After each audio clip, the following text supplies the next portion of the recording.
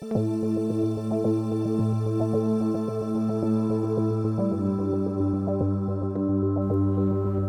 solved, right, for Moses and the Israelites? Or is there still kind of like, do you hear a riot in the background? People screaming for meat? Well, if God's going to provide, what's he going to do there? The next verses that we read, the story takes a sudden twist. All is not well. We read these words in verse 18.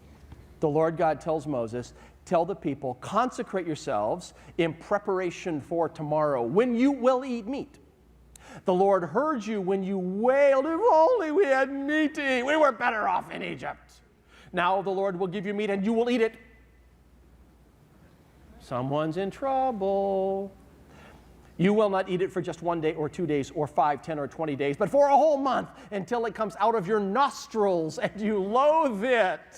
You'll eat it till it comes out of your nose because you have rejected the Lord who is among you and have wailed before him saying, why did we ever leave Egypt? And Moses goes, whoa, what? Meat for these people for a month? Lord, if we barbecued every goat and cooked up every lamb, if I sent fishing expeditions to the Mediterranean to bring back nets full of fish, I wouldn't have enough food for a week. Meat for a month? God's response is a question. He says, is the arm of the Lord too short? Well, Moses, do you think this is a capability issue? Or do you think I'm incapable of doing this? Is the arm of the Lord too short? And what you read about next in the story is what I can only call the mother of all quail migrations. Wind blows in these quail from the sea, and it's like they're a day's walk from the camp in every direction. Hundreds of thousands, and they're flying low, like 3 feet off the ground. You can knock them out of the air with a tennis racket.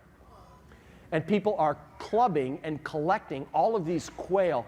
Finally, the manna diet has ended. They now have more food, more meat than they could possibly want. They begin to scarf on these things, and then you read the lethal words. But while the meat was still within their teeth, the Lord struck them with a plague, and some of the people died. The land between is fertile ground for complaint, for meltdown, for provision. Hate to break the news, it is also fertile ground for God's discipline. And that's what happens here. Which gives us the opportunity to do two things. Number one, it gives us an opportunity to talk about this dicey topic of God's discipline. But secondly, it makes us a wonderful story to tell your complaining children. Listen, this is what discipline is. You know what discipline is? Godly discipline inflicts pain for a redemptive reason. It is a pain that attempts not to ruin something, but to rescue something. I mean, walk into a living room. There's a mom having an altercation with a 7th grader, her daughter. Tuesday, her daughter asks, can I go away with my friends to the weekend? Her mom says, yes, if you finish your 4-page paper before the weekend rolls around and if your room is clean. And by clean, I don't simply mean moving the stuff to different piles. I mean clean. Tuesday goes by, Wednesday goes by, Thursday goes by, it's Friday, and mom says, you are not going on the trip because I said if your paper is written and if your room is clean, your room is a disaster area, hurricane just went through, and this paper is not written. I'll do the paper when I get back. It's almost done. Show me. 1 paragraph, 1 sentence. This is not almost done. You're staying home. What happens next? Drama, tears, drama. Right, all my friends are going to be there. You must hate me. Now listen, if mama holds her ground right now, she knows something, that she's attempting to rescue something. Parents, we've got to remember something. We're not raising children, we're raising adults. We're not raising kids, we're raising child raisers. And to be able to say, listen, there are consequences, honey.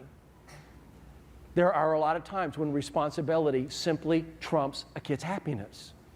And we're preparing them for the future, one way or the other. That's what godly discipline does. It inflicts pain for a redemptive purpose. And my friends, look at me. Listen. Often God will allow us to experience significant pain in order to head off catastrophic pain. There are times when God will allow pain to enter our life, but it is to rescue us from catastrophic pain if our course doesn't correct.